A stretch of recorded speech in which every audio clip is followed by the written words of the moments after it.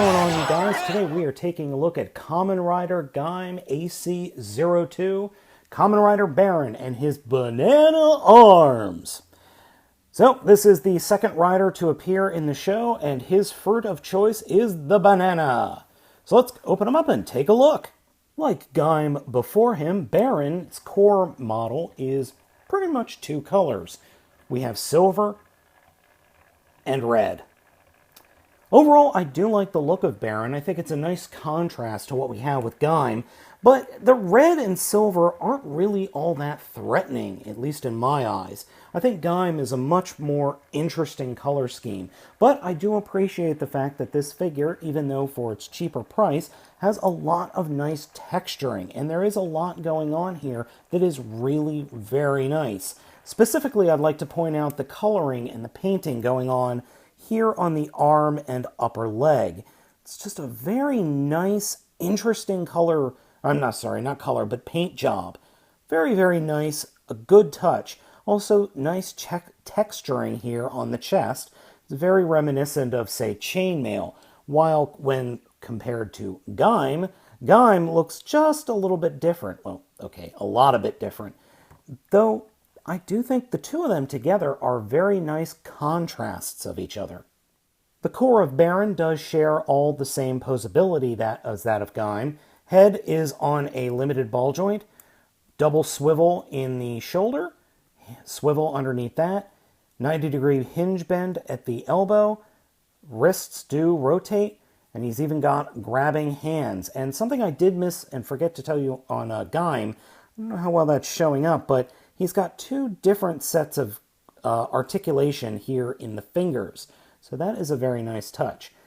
Torso articulation, hip articulation is a series of hinges and swivels.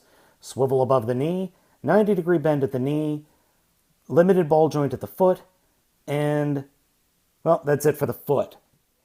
While I love Kamen Rider Gaim's head sculpt, I gotta say, Baron's head sculpt is pretty cool as well.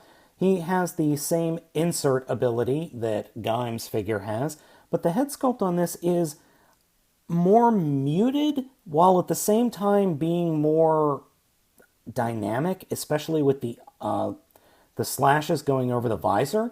I like that, but at the same point, I know I'm being really vague here, but I both like it and don't like it at the same time. Yeah, I'm a little bit weird that way. The banana arms is a giant metal banana. I will be completely honest, this does not look anything like any banana I've really seen in real life. If a banana looks like this, you got problems. Like the orange before it, it has the same opening up gimmick, where you kind of have to open it up via the sides first, and you definitely want to attach the helmet via the same peg system that the orange has. So attach the helmet inside, and then fold up the banana. Along with the banana, you've got the banana spear, or what I like to call the peel spear. It's a nice little spear unit. It does extend like it does in the show. The tip of the spear is a little bit softer than I would like, but it's still a hell of a lot softer than anything we'd get here in the US. The peels bits here are really soft, and the handle is ridiculously soft plastic. But overall, I like the look of the spear, even if the tip of the spear and the base are different colors. Come on! Banana arm! Alright, so pop open the sides first and fold them down over the shoulders. And then pop open the back, pop down the front, and that'll flip straight down. And unfortunately, whenever you transform, or whenever I transform Kamen Rider Baron here, he unpegs, or the fruit unpegs from the body, which is a real pain in the tuchus. Because every time I want to play with him, it just unsnaps, or the banana unsnaps specifically. And getting it snapped back on, it'll snap, but it doesn't want to stay in place a lot of the times. So there's his head. And then for the back, well, the back doesn't really fold up at all. You just kind of give him a butt flap. If you were worried about Baron not being able to hold his spear, fear not. This figure holds onto his spear with no problem whatsoever. And overall, Baron looks pretty darn good. I have to admit, with the banana arms and the spear, the red, the gold, the silver, and the gray all work really well. Except for the butt flap. Overall, though, I am very impressed, though there are a few minor issues, and that has to do specifically with the banana arms. Now, as you can see, eagle-eyed viewers will notice that I don't have the banana arms collapsed all the way onto his shoulders. And the reason for that is these shoulder pads for the banana arms severely limit posability in his arms. So in order to get him to pose the way I want him to, I have to leave the banana bits a little bit disconnected. It actually doesn't affect the overall look to the figure that much, but you just need to be aware of that. Also, the driver gets in the way of the chest plate. I'm not sure how well that's showing up on camera, but the little knife that sticks up from the edge of the driver is actually, or the belt, is actually getting in the way of his chest plate for posability. That's something else you need to be aware about if you're going to pick up this figure.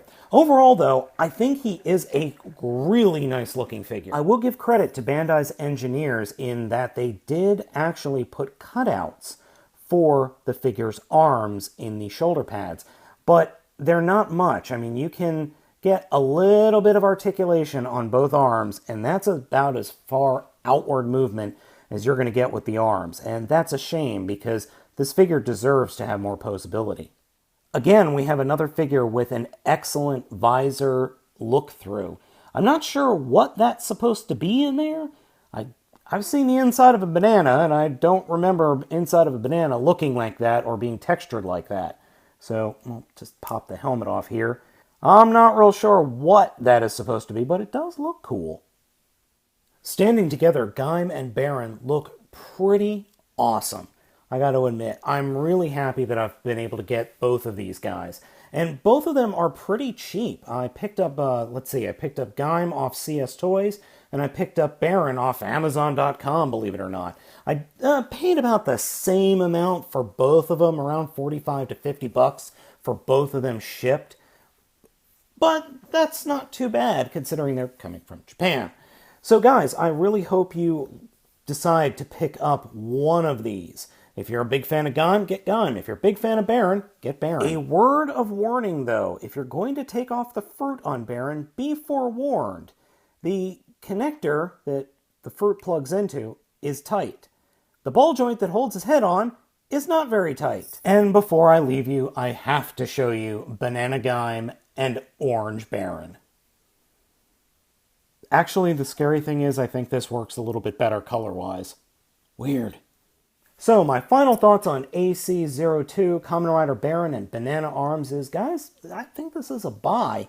Yeah, there are some issues with the figure, not least of which being the posability issues, but you can work around them. And the Banana Arms, even though it looks a little strange, is pretty cool. So, I hope you enjoy this video review. I have been Spade of the Baltmatrix, and for the first time ever, I am partnering with a website. So, come to tokunation.com and join in the conversation. You can find my Toku-related video reviews over there. That's Kamen Rider, Power Rangers, and Super Sentai. And, well, there's a whole lot of other stuff going on over there. So join myself, Kickback, and a whole bunch of others talking about all things candy-coated Japanese flavored. So guys, as I said, I've been Spade of the Baltmatrix, and I will catch you next time.